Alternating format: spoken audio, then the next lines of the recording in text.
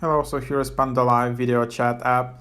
So to make a video call, just tap on the call here in the bottom. Then you need to have some coins. I think you already get some coins when you just start using the app, so that's fine.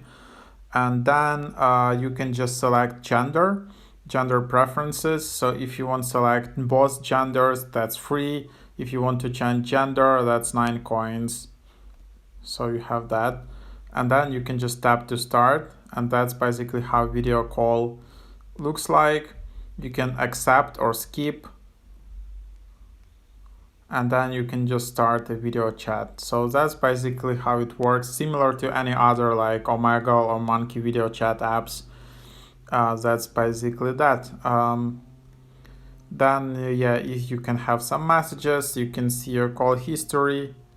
And that's basically it. So Pandalive app is like pretty popular among these video chat apps because it's has very minimalistic design. You can just start using right away. There is no that much spam. Usually this kind of apps are super scammy. You should be really careful, but here it's more like straightforward. So yeah, it's in the top charts in social media category in US App Store, so give it a try.